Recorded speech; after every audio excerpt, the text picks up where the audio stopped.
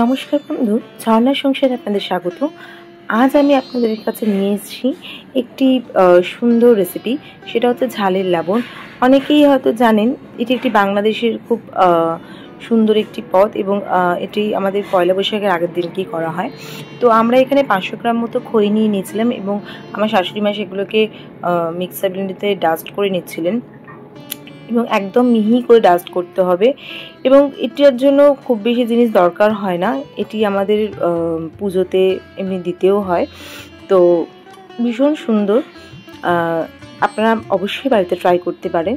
তো এটাকে আমরা কি করেছিলাম, ড্রাই সবগুলোকে ভালো করে নেওয়ার পরে আমরা একটু মৌরি নিয়ে নিয়েছিলাম। মৌরিটাকে আমরা কড়াইয়ের তাওয়াতে ভালো করে একটুখানি তেলে নেওয়া যাকে বলে, একটু ভালো করে আঁচে নিয়ে নিয়েছিলাম এবং সেই মৌরিটাকেও আমরা ব্লেন্ড করে নিয়েছিলাম, একদম গুঁড়ো যাতে হয়ে যায়। মৌরির একটা গন্ধ বেরিয়ে এসেছিলো ভীষণ সুন্দর, তাতে এই যে মিষ্টির মতো যে পদটা সেটা আরও সুন্দর হয়ে উঠবে। এবং এরপরে আমরা করেছিলাম কি, একটা কড়াইয়ের পাত্রে আমরা গুড় নিয়ে নিয়েছিলাম 500 গ্রাম মতো। গুড়ের পরিমাণটা অবশ্যই আপনাদের টেস্ট, আপনারা যত বেশি মিষ্টি খাবেন তাহলে সেটা আপনাদেরকে দেখতে হবে, কিন্তু এটা একান্তই আপনাদের উপর। তো গুড়ের মধ্যে জল দিয়ে আমরা ভালো করে ফুটিয়ে নিয়েছি এবং এই যে খইয়ের গুঁড়ো ছিল সেই খইয়ের গুঁড়োর মধ্যে আমরা একটু একটু করে দিয়ে এটাকে ভালো করে মাখছিলাম। যেভাবে মিষ্টি তৈরি হয় ঠিক সেইভাবে ভালো করে আমার শাশুড়ি মা এটাকে উনি মাখছিলেন এবং মাঝে মাঝে মৌরির গুঁড়ো ওর মধ্যে ছড়িয়ে দিচ্ছিলেন। তো এটাকে ভালো করে হাত দিয়ে মাখতে হবে অনেকক্ষণ ধরে।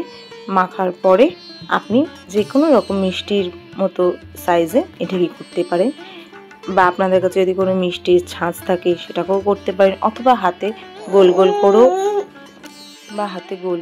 আপনারা পাক করতে পারেন। আমার শাশুড়ি মা হাতে করেই কতগুলো করছিলেন এবং দু একটা ছাঁচ ছিল তো সেটাও উনি করছিলেন।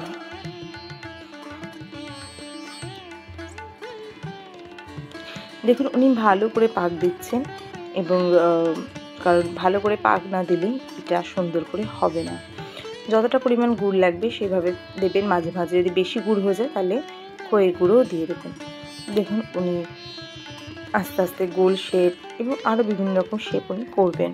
তো বন্ধুরা, কেমন লাগলো অবশ্যই জানিও এবং এটা আপনারা বাড়িতে অবশ্যই ট্রাই করতে পারেন। এটি খুবই সুন্দর খেতে এবং খুবই ভালো লাগবে। আমরা মিষ্টি তো অনেক রকমেরই খাই, কিন্তু এটা বেশি মিষ্টিও হবে না, কিন্তু স্বাদটা খুবই সুন্দর। এটাকে আপনি অনেক দিন বাড়িতে রেখে খেতেও পারবেন। তো যদি আমার শাশুড়ি মায়ের এই রেসিপিটা অবশ্যই ভালো লেগে থাকে তাহলে অবশ্যই এই চ্যানেলটাকে সাবস্ক্রাইব করবেন এবং সাথে থাকবেন। নমস্কার।